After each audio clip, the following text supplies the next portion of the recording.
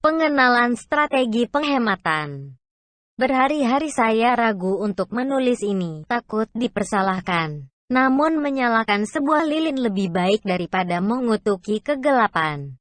Dari bulan Januari sampai Juni dunia usaha berusaha untuk bertahan dengan segala cara, mulai dari PHK sampai menarik investasinya dari Indonesia. Bolehkah saya dengan pengetahuan dan pengalaman yang amat terbatas dengan penuh kegentaran, menawarkan kepada para pemilik usaha beberapa alternatif jalan keluar untuk dunia usaha selain PHK dan pergi dari dunia usaha Indonesia?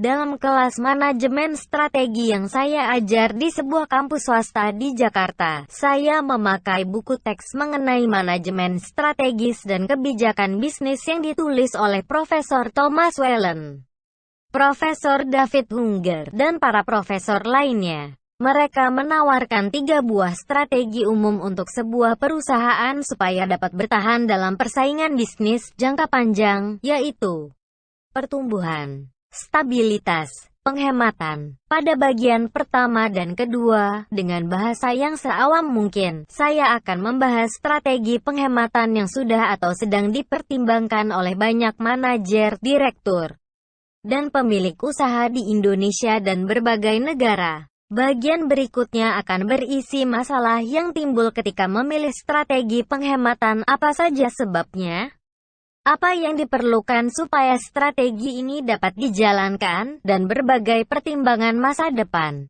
Strategi penghematan ini berfokus untuk mengurangi tingkat kegiatan perusahaan.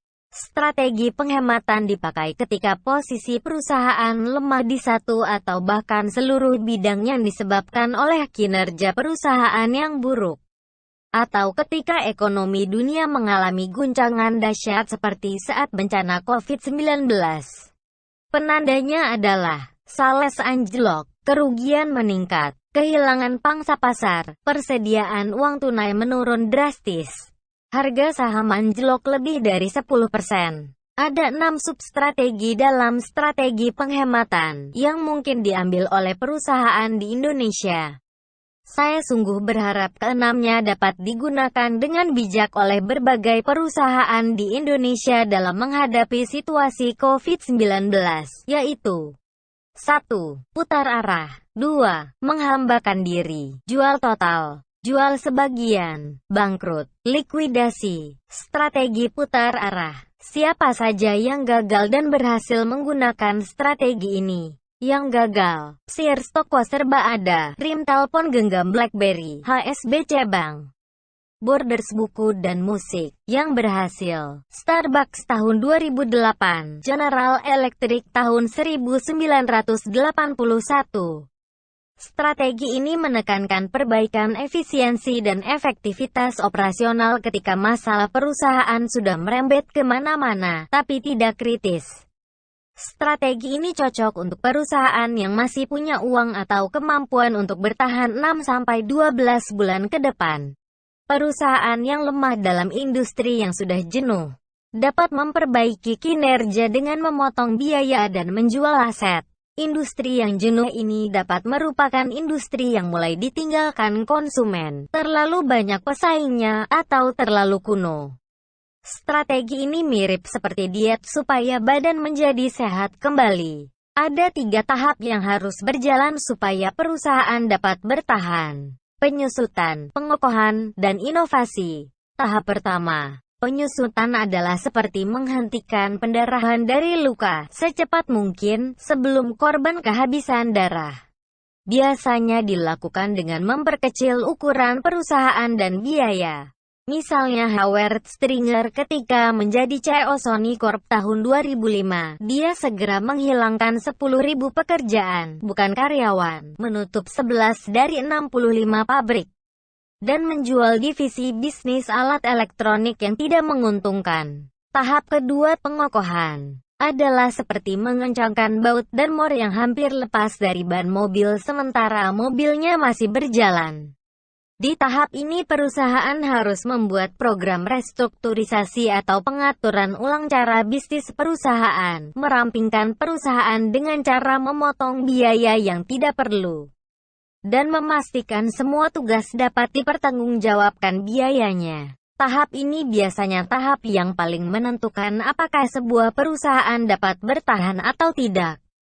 Bila tahap ini tidak dilakukan dengan cara yang positif dan baik, maka banyak orang yang terbaik di perusahaan akan pergi. Bila terlalu menekankan kepada perampingan jumlah karyawan dan penurunan biaya, ditambah keputusan yang kejam, biasanya perusahaan akan merugi dalam jangka panjang, bahkan dapat berujung kebangkrutan. Tapi kalau semua karyawan dapat diajak ikut dalam peningkatan produktivitas, maka perusahaan sangat mungkin akan muncul sebagai perusahaan yang lebih teratur, kuat, kompetitif, menguntungkan, dan dapat berkembang kembali. General Electric di bawah kepemimpinan Jack Welch tahun 1981 sampai tahun 2001 berhasil merestrukturisasi dan membuat budaya perusahaan yang baru. Budaya yang diciptakan Jack Welch menantang pakem budaya GE yang sudah berakar 100 tahun. Home Depot di bawah CEO Nardelli gagal mengubah budaya perusahaan yang sebenarnya adalah kelebihan HD. Nardelli mempekerjakan lulusan GE sebagai puncak pimpinan, pensiunan militer sebagai kepala toko, dan menerapkan struktur komando ala militer. Jadi perusahaan tidak boleh semerta-merta meniru keberhasilan perusahaan lain, atau hanya membajak karyawan perusahaan lain yang sudah sukses menerapkan strategi putar arah. Tahap ketiga, inovasi, adalah seperti membuat seorang anak kecil terpesona kepada atraksi ayahnya sehingga mau menghabiskan makanan di piringnya. Inovasi dalam tahap ini harus berdasarkan kebutuhan pasar, dan bukan berdasarkan kemauan pihak manajemen atau pemilik. Kecepatan dan ketepatan inovasi menjadi hal terpenting dalam tahap ini. IBM, salah satu perusahaan komputer terbesar di dunia, di bawah CEO Thomas Watson Jr., mendukung inovasi IBM dari berjualan mesin punch card, mesin penghitung memakai kartu bolong-bolong, menjadi berjualan komputer. Meskipun banyak karyawannya yang menentang, Watson juga menerapkan budaya perusahaan bahwa sikap pelayanan kepada konsumen, kinerja pegawai, dan kualitas harus konsisten. Tapi produk yang dijual harus sesuai dengan kebutuhan pasar. Di bagian kedua, saya akan bahas tentang kelima substrategi lainnya.